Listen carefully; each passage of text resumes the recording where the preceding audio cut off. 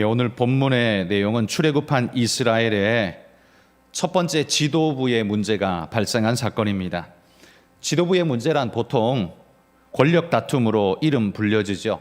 오늘 본문의 이 이야기도 권력 다툼이라고 보면 또 그렇게 볼 수 있는 이야기입니다. 문제의 발단은 이 모세가 구스 여자를 취하여 아내로 삼았다는 데 문제의 시작점이 있습니다.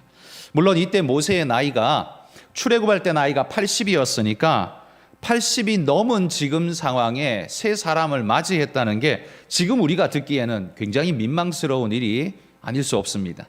그러나 모세가 120까지 살았고 그가 죽을 때에도 눈이 흐리지 않고 기력이 쇠하지 아니하였다라는 성경의 말씀에 빗대어 보자면 그는 지금 인생의 3분의 2만 살았고 아직도 40년을 더 살아야 한다는 걸 계산해 보자면 그가 이렇게 세 사람을 맞이하는 게 불가능한 일이 아니다, 그게 이상한 일이 아니다라고 말할 수 있을 겁니다.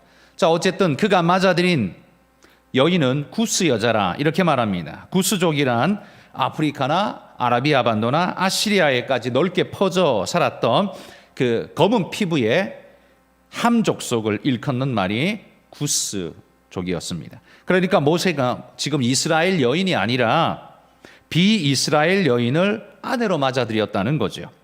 우리가 알다시피 모세의 아내는 십보라입니다. 그런데 왜 다른 아내를 또 취했는가? 그건 십보라와 사별한 이후에 아마도 이 이전에 십보라가 일찍 떠나버린 것 같습니다. 사별한 이후에 구스 여인을 아내로 맞아들인 게 아닌가라고 보입니다. 특별히 유대인들의 그 전승에도 보면, 유대인들의 그 기록물에도 보면 바로 그와 같이 모세가 십보라와 사별하고 구스 여인을 아내로 맞았다라고 이야기를 합니다. 그리고 유대 역사가 요세푸스는 이 구스 여인, 모세가 결혼한 이 구스 여인은 에디오피아의 공주였다, 이렇게까지 이야기합니다. 그러나 그게 확인할 길은 없기 때문에 누구인지 우리는 알 수는 없습니다. 어쨌든 모세가 구스 여인을 취하자 미리암과 아론이 모세를 공격하기 시작했습니다. 1절에 보십시오. 1절 끝에 보시면 모세를 비방하니라 이렇게 말합니다. 여기 우리나라는 비방하다라고 할 때 거기에 성이 들어가 있지 않습니다. 이게 남성인지 여성인지 단수인지 복수인지 잘 모릅니다. 그런데 히브리어는 그 동사 하나에도 성수격이 다 들어 있습니다. 그러다 보니까 이게 남자가 말했는지 여자가 말했는지가 구분이 되는 게 희한하게도 히브리 언어입니다. 여기 모세가 비방하니라라는 단어도 여성형 동사가 사용되었습니다. 그러면 그 일을 행한 주체는 여자일 수밖에 없다는 거죠. 그러니까 여기 비방하다라고 말할 때 이 비방의 장본인은 여자라는 걸 알 수 있죠. 그런데 1절에 미리암과 아론이 여자와 남자가 함께 이야기했는데 그런데도 불구하고 특별히 여성형을 쓰고 있다는 건 여기 미리암이 주동자가 되어서 그리고 아론은 동조자가 되어서 이 일에 동참한, 그래서 미리암이 주동자의 모습으로 지금 비춰지고 있는 겁니다. 자, 그러면 미리암은 모세를 왜 비방했을까요? 80세나 된 주제에 늙어서 주책이다, 그래가지고 비방을 했을까요? 단순히 그 정도의 이야기 때문에 그 이야기를 한 건 아니죠. 미리암이 모세를 비방한 이유를 추론해 보자면 세 가지로 추론해 볼 수 있을 겁니다. 세 가지 이유가 있다는 게 아니라 세 가지의 가능성이 있을 수 있다는 거죠. 첫 번째 가능성은 그가 이방인과 결혼했다는, 그건 하나님의 뜻이 아니지 않느냐, 그래서 그를 비방했다라고 볼 수 있는 것이 첫 번째 가능성 있는 이유라는 거죠. 그러나 여러분, 이스라엘이 지금 갓 애굽에서 출애굽해 나왔습니다. 이제 갓 애굽에서 나왔는데 이들에게 무슨 율법적 의식이 분명해서 이방인과 결혼하면 안 된다, 이런 의식이 벌써부터 그렇게 어떻게 확고하게 들어가 있을 수 있을까요? 게다가 하나님께서 이방인과 통혼을 금지하라고 명하신 것은 가나안 땅에 들어가기 직전에 모세를 통해서 행하신 말씀입니다. 지금 이 상황엔 아마 아직 아닐 거라는 거죠. 혹 그렇다 할지라도, 이미 하나님이 그때 말씀하셨다 할지라도 하나님이 금지한 건 누굽니까? 가나안 땅에 들어가거든 거기에 이방인, 그러니까 그들이 몰아내야 할 7족속 그들과는 통혼하지 말라라는 것이 그게 하나님의 명령입니다. 그러니까 지구상에 존재하는 모든 이방인과는 다 하지 말라라는 의미보다는 거기 하나님 앞에 범죄하고 죄로 얼룩진 심판받아 하나님 앞에 쫓겨날 그 존재들 7족속과는 절대로 통혼하지 마라, 이렇게 하나님이 말씀하셨다는 거죠. 그들의 문화, 그들의 종교성, 그들의 욕심, 그들의 어떤 것이 하나님 말씀을 집어삼키는 일이 되지 않게 통혼을 금지하되 세상 모든 사람이라기보다는 그 가나안의 7족속을 특별히 하나님께서 금지하신 것이다 라고 볼 때, 지금 이 모세를 비방하는 미리암의 이유가 이방인과 결혼했기 때문에 이렇게 말하는 건 신빙성이 좀 떨어지는, 근거로서 좀 떨어지는, 신빙성이 떨어지는 이야기다라고 말할 수 있을 겁니다. 게다가 그렇게 생각할 수 있는 게, 만약에 그게 하나님의 뜻이었다면, 그리고 그게 하나님 보실 때 미리암의 말이 맞다면, 그 비방할 만해 라고 했다면, 하나님께서도 이방인과 너 왜 결혼해 라고 했다면 하나님이 적어도 모세에게 한마디라도 하지 않았을까요? 야, 미리암이 과하긴 했지만 너도 잘못했지, 너 왜 이방인이랑 결혼해, 이렇게 말씀이 어느 구석에라도 뉘앙스라도 들어가 있을 텐데, 여러분 오늘 우리가 읽은 본문에 보면 하나님이 그런 뉘앙스로 말씀한 부분이, 흔적이 한 군데도 없다는 겁니다. 그러니까 그건 하나님께서 그를 미리암이 비방하고 비방해도 되는 이유가 되지 못한다라는 이야기죠. 두 번째 이유로 이런 가능성이 있습니다. 선민으로서 민족적 우월성과 배타성 때문에 이 미리암이 그런 의식에 가득해서 감히 그런 이방인 나부랭이랑 결혼해? 뭐 이런 식으로 비방을 한 게 아닐까라고 볼 수도 있겠죠. 그러나 앞에서도 제가 말한 것처럼 출애굽 기껏해야 얼마 전에 했습니다. 아직 선민의식보다는 그들은 노예의식이 훨씬 더 강했을 상태입니다. 아직 선민의식이 그들을 지배하고 있을 만큼 그렇게 강력한 마음속에 자리 잡은 상태 결코 아니라는 거죠. 여러분, 그런 의식이 어디 1년 만에 생깁니까? 그건 수십 년이 지나고 오래되어야 생기는 마음이지요. 1년 만에 그런 마음은 절대 안 생깁니다. 그러니 그들이 선민의식으로 민족적 우월성이라고 말하기에는 400년 종살이한 주제에 민족적 우월성을 이야기하기에는 이건 앞도 뒤도 잘 안 맞는 이야기죠. 그러니 이 이유도 참된 이유일 수는 없을 것이라는 겁니다. 그러면 왜 그랬을까? 세 번째 이유가 가장 타당한 이유인데요. 모세의 탁월한 지위에 대한 교만과 질투 때문에 미리암이 그렇게 질투심을 발동해서 그렇게 한 거다라는 겁니다. 이게 가장 합당한 이유일 거라고 생각합니다. 미리암이 누굽니까? 모세의 친누나 아닙니까? 나이도 자기보다 더 많고 그를 갈대상자에 띄워보내면서 그를 돌봐줬던 게 또 그 누나이니만큼 그 뭔가 누나의식 혹은 선배의식, 이런 의식이 좀 더 강한데, 동생인 모세가 지금 모든 걸 관장하고 주장하는 그런 모습이 조금 거슬려 보일 수도 있겠지요. 게다가 이 미리암도요, 선지자라고 불렸습니다. 선지자라고 어디 불렸느냐? 여러분, 그가 스스로 말하기를 2절에도 이렇게 말하죠. 그들이 이르되 여호와께서 모세와만 말씀하셨느냐, 우리와도 말씀하지 아니하셨느냐. 그러니까 하나님과 소통하는 그런 은혜의 성령의 역사가 미리암도 있었다는 거예요. 그러니 미리암도 특별한 은혜를 받은 사람이라는 거고, 또 하나 출애굽기 15장 20절 말씀에 보면 이렇게 말합니다. 한번 같이 읽어봅시다. 아론의 누이 선지자 미리암이 손에 소고를 잡음에 모든 여인도 그를 따라 나오며 소고를 잡고 춤추니. 아론의 누이 미리암을 뭐라고 불러요? 선지자라고 부르잖아요. 아론의 누이 선지자 미리암이, 성경에서 그렇게 말합니다. 그러니까 이 미리암은 선지자적 사명을 감당하고 있는 상태였다는 거죠. 그러니까 2절에 미리암이 이렇게 말하는 게 틀린 말이 아니라 맞는 말이라는 거예요. 하나님이 그에게 말씀하시고 그에게 계시하시고 그를 쓰시고 계시다는 사실 맞다는 거죠. 아론 역시 대제사장으로 하나님이 세워서 썼기 때문에 이렇게 말할 만한 근거는 가지고 있다. 우리는 이렇게 말할 수 있죠. 그러나 미리암이 선지자 역할을 하고 아론이 대제사장 역할을 했지만, 그러나 모세는요, 하나님이 직접 통치하는 그 신정 체제에서 모세의 위치는 도대체 어디냐 하면 그들보다 더 하나님께 가까이 있는, 위에 있는 위치였다라는 사실이에요. 미리암은 선지자 역할을 했고 아론은 제사장의 역할을 했지만, 모세는 뭘 했냐 하면 모세는 왕과 제사장과 선지자의 세 역할을 다 했던 사람이 그게 모세였습니다. 모세의 위치는 그 이후에도 그런 존재가 없는 독보적인 존재였습니다.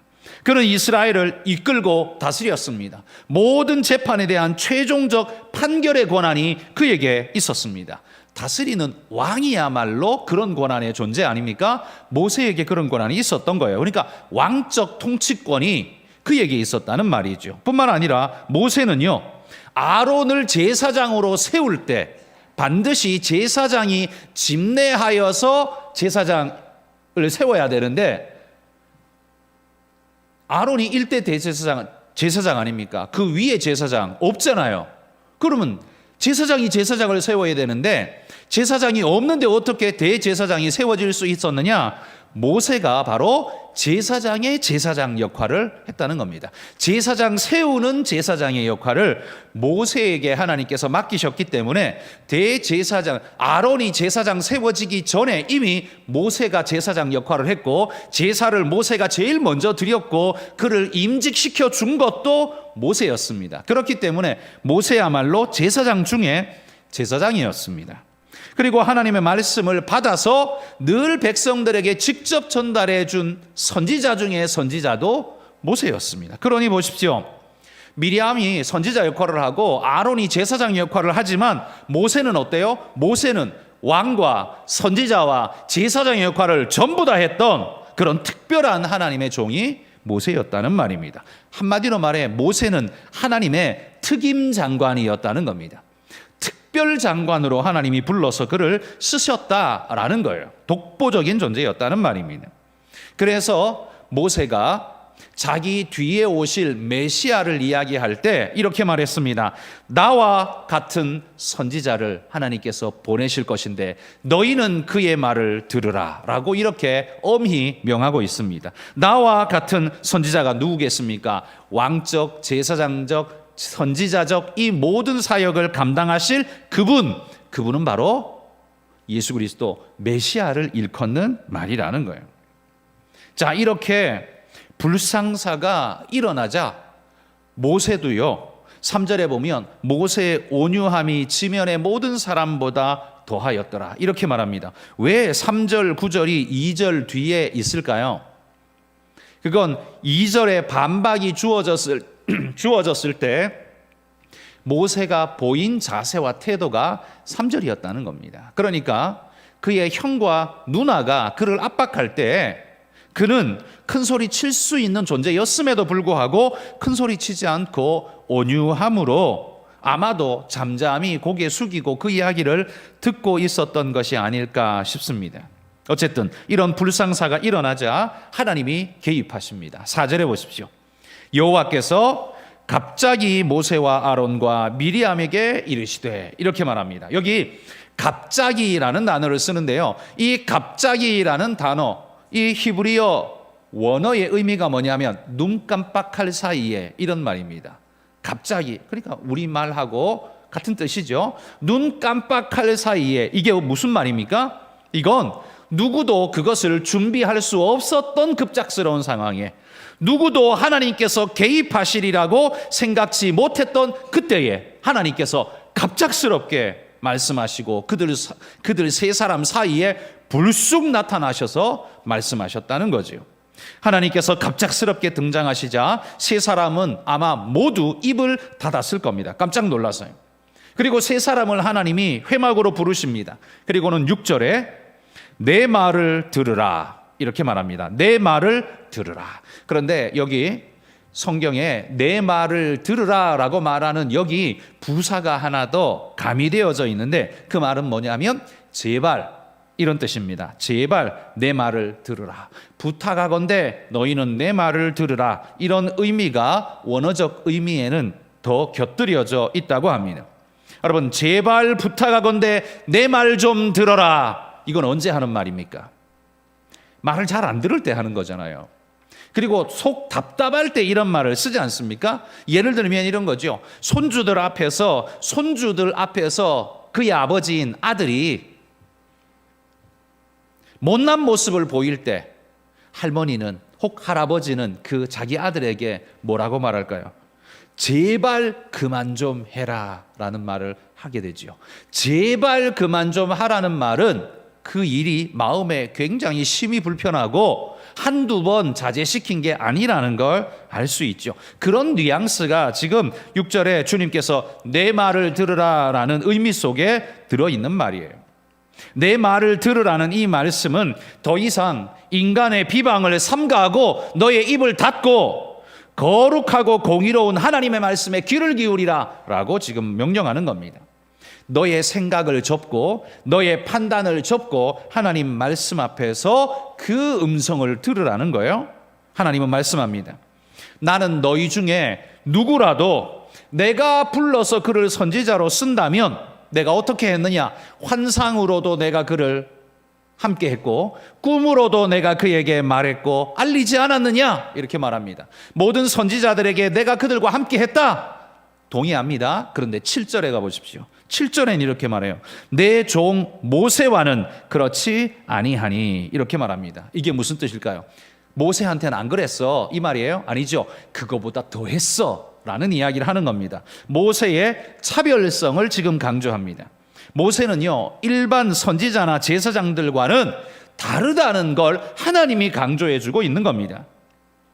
내가 달리 생각하고 내가 달리 쓰는 존재가 누군 줄 알아? 모세야 이렇게 지금 말하고 있는 겁니다.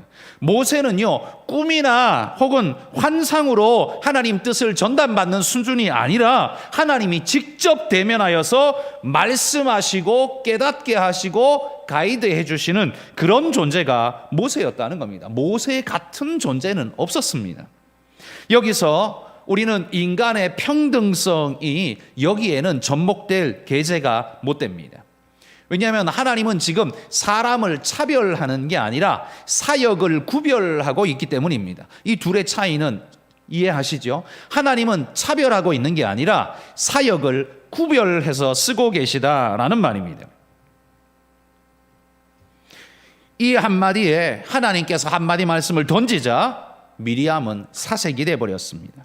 이건 하나님의 구별을 선언하자 자신이 생각했던 그런 모든 것이 잘못되었구나라는 걸 두려운 마음으로 듣게 됩니다. 주제 파악 못하고 덤비다가 지금 큰 코 다친 꼴이 돼버린 거죠. 그러자 하나님께서 이에 대한 징벌을 내리셨습니다. 왜 내리셨을까요? 말씀만 해도 될 걸. 말씀은 누가 들었어요? 셋만 들었습니다. 나가서 못 들은 척하면 어떡합니까? 그건 누가 어떻게 책임집니까? 그래서 하나님이 흔적을 남기셨습니다. 흔적이 뭡니까? 미리암에게 나병이 발병하게 한 겁니다. 나병이 발병했는데요. 그것도 천천히 생긴 게 아니라 급작스럽게 마치 눈이 내린 것처럼 그냥 하얗게 꽃피듯이 그렇게 돼버린 겁니다. 몸에 눈썹도 하얘지고 머리털도 하얘지고 그냥 피부, 솜털도 하얘지고 그런 식으로 모든 것들이 하얗게 나병의 증세가 완연하게 그냥 피어 올랐던 거지요. 그 나병, 율법에 보면 나병이 생길 때 그게 나병이라고 누가 판단을 하느냐? 의사가 하는 게 아닙니다. 제사장이 판단해야 합니다. 그래서 하나님은 이 아론에게는 나병을 안 내리셨는지 모릅니다. 어쨌든 대제사장 아론이 보니까요, 이건 더듬어 확인할 필요가 없었습니다. 딱 봐도 나병이었습니다. 그래서 너무 두려운 마음에 나병이다 라고 소리치게 되는 거지요. 10절에 보시면 미리암은 나병에 걸려 눈과 같더라 라고 표현합니다. 증상이요 즉각적이고도 확실하게 드러나 버렸습니다. 숨길 수가 없게 됐다는 거지요. 얼마나 병이 심각하게 들었으면 눈과 같다고 표현하겠습니까? 미리암은 모세를 향해 불꽃을 피우던 그 눈으로 자기 몸에 꽃 피어진 그 나병의 증상을 보는 순간 어땠을까요? 완전히 두려움에 사로잡히고 벌벌 떨면서 아마 서 있을 수조차 없는, 아마 주저앉아서 엉엉 울지 않았을까 모르겠습니다. 왜? 나병은 곧 죽음이기 때문이죠. 고대 시대에 나병은요, 이건 절대로 고칠 수 없는 죽음이기 때문에 그 순간 미리암은 앞이 하얘지면서 아마 주저앉았을 겁니다. 다리에 힘이 다 풀려서 서 있을 수조차 없었을 겁니다. 그런데 왜 하나님은 미리암에게만 이렇게 징벌을 하셨을까요? 아론도 함께 동조했는데 왜 미리암만 그렇게 하셨을까?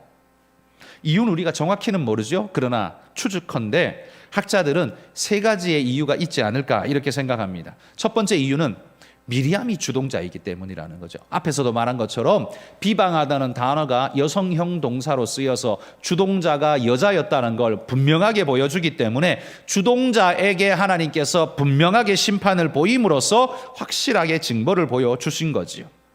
아론은 누나가 그렇게 나서니까 이 아론은 약간 우유부단함이 없지 않아 분명히 있었던 것 같습니다. 출애굽기 32장에도 보면 모세가 없을 때 백성들이 일어나서 모세는 지금 어떻게 되는지 모르겠다, 우리를 인도할 신을 내놔라 막 그러니까 어떻게 해요? 야, 금은부치 가져와라. 그러더니만 금송아지 만들어낸 게 그게 아론 아닙니까? 그러니까 아론이 보면 이게 뜻이 굳은 사람이 아니에요. 말만 잘하는, 그러니까 입만 살아있고 약간 우유부단하고 기회주의적인 어떤 특성의 존재가 이 아론이었던 것 같아요. 그러니까 지금 이 아론은 미리암이 그렇게 주동적으로 일어나서 펄펄 뛰고 있으니까 그냥 옆에서 그런가 보다 하고 지금 같이 동조하면서 아마 함께 뛰어든 존재가 되지 않았을까. 이 말은 죄가 없다는 말은 아닙니다. 핵심이 미리암이라는 이야기일 뿐입니다. 그래서 미리암이 주동자이기 때문에 하나님께서 그 주동자에게 그 벌을 주신 게 아니냐라는 것이 첫 번째 이유. 두 번째는 아론은 대제사장이기 때문에요, 그 병이 나병이라고 판정을 해줘야 될 사람이 누굽니까? 그게 제사장이잖아요. 아론 아닙니까? 그리고 그 병이 얼마 동안 오래될지 모르는데 이 제사장이 그 병에 사로잡혀 있으면 누가 하나님 앞에 제사를 지냅니까? 하나님께서 그래서 이 아론은 네 눈으로 잘 봐라, 너와 함께 범죄한 너희 누나 미리암이 어떻게 되었는지를 보라, 그리고 네가 그것에 대한 증상을 판별해라. 하나님이 그렇게 명하신 게 아닌가 싶습니다. 그래서 아론에게는 이 병을 주지 않고 병보다 더 두려운 공포심을 그에게 불러일으키도록 하신 게 아닐까 생각이 듭니다. 세 번째는요, 이 나병이라는 징계는 워낙 강력한 징계였기 때문에 교훈적 조치로서 하나님이 내리신 거기 때문에요, 이건 여러 사람이 나병에 걸려야만 효과가 있고 한 사람만 나병에 걸리면 효과가 없다, 이게 아니죠. 한 사람만 걸려도 효과가 완벽한 교훈적 역사가 있습니다. 그래서 하나님은 그 한 사람에게만 내리는 것으로 하나님께서 정리하신 것이 아닌가 싶습니다. 모든 사람들이요, 아마 이 미리암을 보면서 벌벌 떨면서 하나님 앞에 부정한 자가 되면 저렇게 되는구나 라고 모든 사람이 보았을 겁니다. 모든 사람이 다 봤을 겁니다. 아마 이 회막에서 미리암이 쫓겨나갔을 때 어땠을까요? 울면서 고개를 숙이며 감춰도 그 얼굴이 눈처럼 희어진 그 온몸을 감출 수 없었을 겁니다. 그래서 그를 보는 백성들이 전부 다 입을 틀어막고 놀라서 저 나병 아니야? 저거 나병 아니야? 그리고 삽시간에 소문이 퍼지고 사람들은 미리암을 구경하기 위해서 아마 다 쳐다보고 왔을 겁니다. 그러니 하나님 앞에 범죄하면 저렇게 되는구나 라는 걸 미리암 한 사람으로만으로도 충분히 하나님이 전할 수 있기 때문에 아마 미리암에게만 경고를 하신 것이 아닌가 싶습니다. 자, 이렇게 되자 아론이 그러면 그 다음에 어떻게 반응합니까? 11절에 보시면 아론이요, 미리암하고 짜고서 모세를 대항하다가 막 소리 지르고 삿대질을 하다가 11절에 가면 어떻게 바뀌어요? 슬프도다 내 주여, 이렇게 말합니다. 여기서 내 주여의 주는 누굽니까? 하나님을 부릅니까? 아니요, 지금 모세한테 말하고 있는 겁니다. 모세한테 지금 이야기하고 있는 거예요. 그러니까 모세가 너만 선지자냐, 너만 하나님 만나냐, 이렇게 막 삿대질하고 소리 지르다가 이 사건이 딱 터지는 순간 어떻게 해요? 꼬리를 바짝 내리고 머리를 숙이고는 슬프도다 내 주여 그러면서 모세 앞에 완전히 꼬리를 내리고 있는 상태를 봅니다. 겁을 완전히 집어먹은 상태예요. 잘못했다가는 자신도 나병에 걸릴 것 같거든요. 그리고 모세가 화를 내면서 하나님, 저놈에게도 징벌하셔야죠 라고 말하면 자기한테도 나병이 올까봐 두려워서 벌벌 떨었을지 모릅니다. 그래서 납작 엎드려서 지금 말하고 있는 겁니다. 이 아론의 한마디에서 그는 이미 모세 앞에, 모세의 권위 앞에 완전히 KO돼 버렸다는 걸 우리가 볼 수 있죠. 더 이상 다툼은 일어날 필요가 없었습니다. 하나님이 정리를 딱 해줘 버리신 거죠. 근데 모세도 보니까요, 두렵습니다. 왜? 그가 누굽니까? 자기 누나지 않습니까? 그리고 이러한 허물과 실수는 자기도 잘한 게 없다라는 생각을 온유한 사람이라 했을지 모릅니다. 그리고 고쳐주기를 엎드려서 하나님 앞에 간구했습니다. 그러자 하나님이 뭐라고 말합니까? 그의 아버지가 그 자식에게 얼굴에 침을 뱉었다 할지라도, 그 자식이 아버지한테 침뱉음을 당했다 할지라도 일주일은 부끄럽지 않겠냐, 마을 사람들에게, 동네 사람들에게. 그러면서 당장 고쳐주지는 않고 7일 동안 진영 바깥에 쫓겨져 나가서 그렇게 회개하도록 7일간의 회개의 명령, 추방의 명령을 내리십니다. 이 7일 동안 미리암은 뭐 했을까요? 아마 죽음의 공포에서 벌벌 떨었었겠죠. 그러면서 내가 왜 그랬을까 아마 생각했을 겁니다. 모세가 내가 건드리면 안 되는 걸 건드렸구나라는 생각을 절로 했을 겁니다. 이 이후에는 아마 미리암은 절대로 모세 앞에 순종하는 존재가 되지 않았을까 싶습니다. 그뿐만 아니라 이스라엘 모든 사람들에게도 교육이 됐을 겁니다. 어떤 교육이요? 하나님 앞에 대들면 저렇게 된다. 하나님 뜻에 위배되고 하나님이 진노하시면 저렇게 된다. 하나님과 관계가 단절되고 온몸에 나병이 나고 죽음으로 바로 가게 된다. 이 사건은 아마 이스라엘 백성 전체를 교육하는데 정말 좋은 귀감이 되었을 겁니다. 슬픈 이야기이지만 어쨌든 좋은 교육의 기회가 되었을 겁니다. 그리고는 15절에 보십시오. 15절에 보면 이에 미리암이 진영 밖에 이레 동안 갇혀 있었고 백성은 그를 다시 들어오게 하기까지 행진하지 아니하다가, 이렇게 말합니다. 미리암이 격리되어 있는 동안 이스라엘 진영은 움직이지 않았습니다. 왜 움직이지 않았을까요? 그를 놓고 가면 안 되고 그와 함께 가야 하기 때문에 그가 돌아올 때까지 기다려준 거지요. 여기 백성이 행진하지 아니했다라고 말하는데, 여러분, 백성이 움직이는 걸 선택했습니까? 우리가 알다시피 광야의 이동은 하나님이 선택했습니다.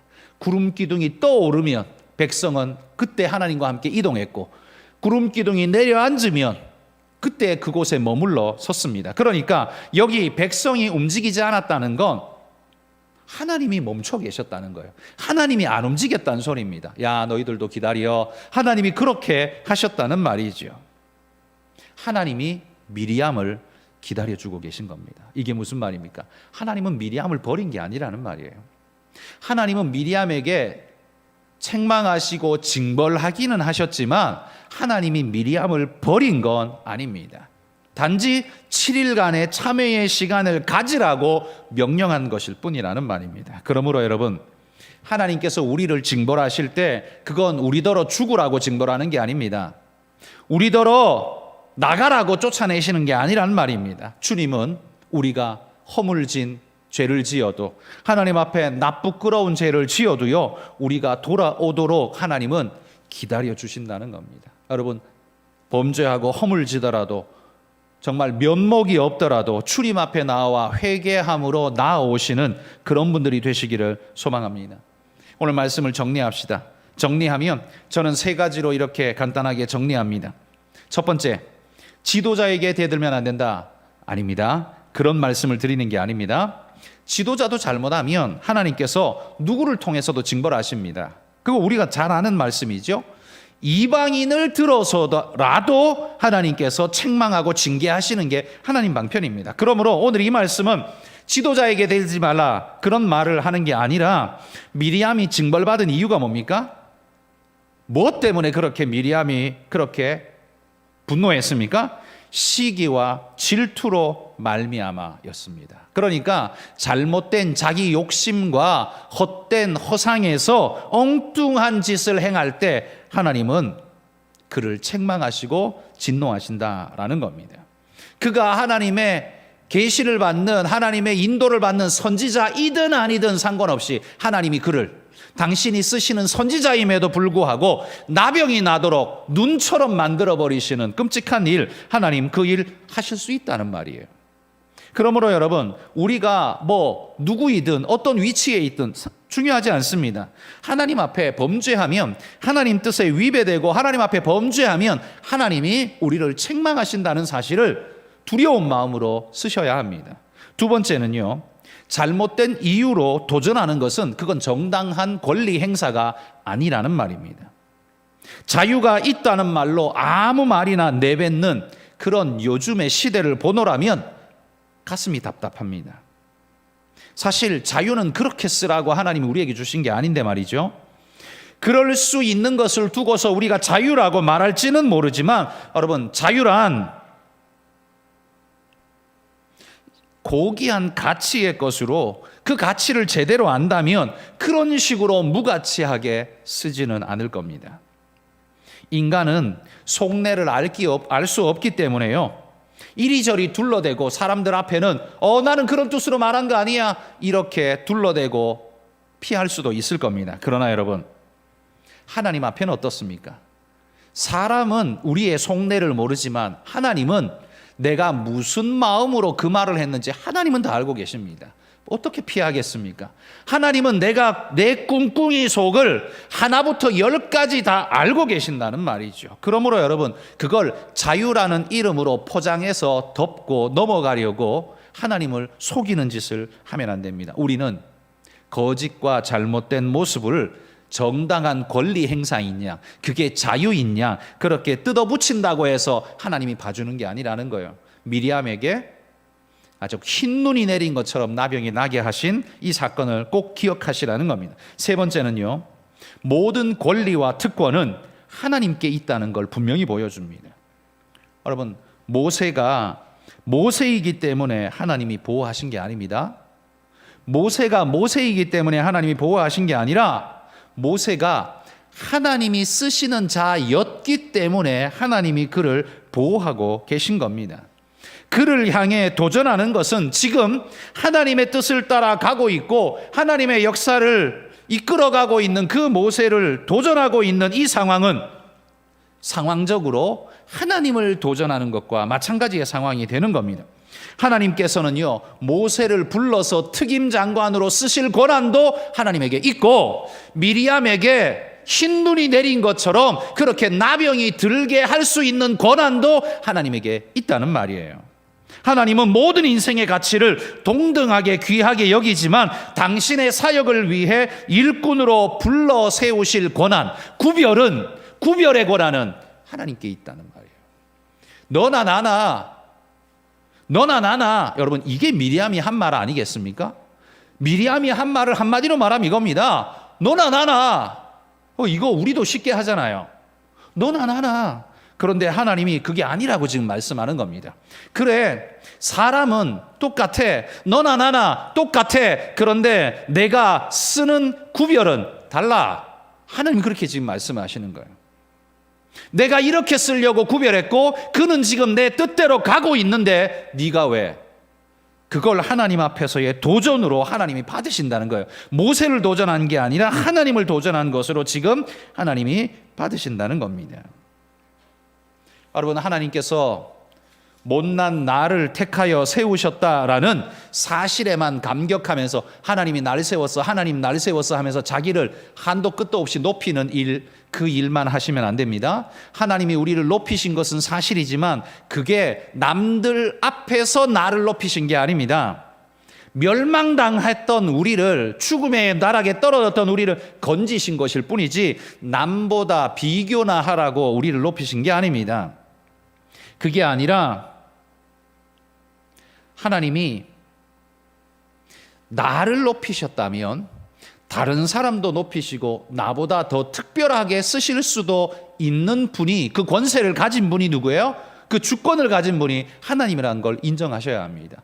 여러분이 하나님께서 높이신 자입니까? 하나님은요, 여러분보다 다른 사람을 더 높일 수도 있는 권세를 가진 분이 하나님이시란 말이에요. 그 권세를 하나님이 쓰시겠다면 우리는 아멘으로 받을 뿐이지 우리는 거기에 다른 말 할 자격이 전혀 없다라는 말입니다. 그런 상황 속에 인간은 다 똑같아, 너나 나나 똑같아, 이렇게 말하는 건 굉장히 무식한 일이 될 수밖에 없다는 겁니다. 그리고 우리는 하나님의 선택을 이런 식으로 도전할 수도 있습니다. 쟤 학교 다닐 때 공부도 지질이 못했어. 나보다 대학도 등급이 몇 등급이나 떨어져. 나는 연봉이 이만큼인데 쟤는 연봉이 이만큼이래. 여러분, 그걸로 하나님이 쓰십니까? 그렇지 않죠. 우리는 늘 그런 걸로 비교합니다. 우리는 늘 그런 걸로 비교하니까 하나님이 쓰신다는 가치는 온데간데 없고 사회적 평가의 가치만 가지고서 늘 우리는 비교를 자꾸 하게 됩니다. 그러니까 목사가 자꾸 학교 레벨이 좋아져야 되는 거예요. 이게 무슨 말인지 아십니까? 목사가 자꾸 학교 레벨이 좋아져야 되는 거예요. 그래서 어느 교회는 가면 담임 목사는 무조건 최소한 스카이 이상 돼야 돼. 그런 상황이 이제 벌어지는 거죠. 왜입니까? 우리가 자꾸 사회적 레벨과 기준으로서 자꾸 그걸 평가하거든요. 아니, 서울대가 여러분을 구원시켰습니까? 서울대가 우리를 신앙으로 이끕니까? 서울대가 우리를 하나님 앞에 온전하게 만듭니까? 그런데 왜 목사가 꼭 서울대를 나와야 되는 겁니까? 따지고 보면 그게 뭐예요? 자랑하고 싶어서요. 그리고 내가 너한테 고개 숙여도 될 만큼 네가 나보다 나아야 된다는 거죠. 그런데 그 기준의 평가는 뭐예요? 신앙적 평가가 아니에요. 사역적 평가가 아니에요. 사회적 평가예요. 그렇지 않습니까? 이게 굉장히 변질되어진 모습이라는 겁니다. 왜 그게 꼭 그래야 하는지 한번 돌아보십시오. 왜 꼭 그래야 하는지. 지금 미리암도 그런 눈으로 모세를 바라보고 평가했을 겁니다. 아론도 나도 대제사장인데 그런 식으로 아마 말했을지 모릅니다. 여러분, 우리는 어떤 권위에 오늘 순종하며 살아가고 있습니까? 우리는 사회적 레벨 권위에 순종해서 오늘을 사는 게 아닙니다. 그게 교회를 이끌고 가는 게 아닙니다. 자꾸 그런 교회가 되니까 교회가 망하는 겁니다. 교회가 부패하고 썩는 겁니다. 목사는 무식해도 된다는 말을 제가 하고 있는 게 아닙니다. 가능하면 똑똑하면 좋고 더 잘났으면 더 좋습니다.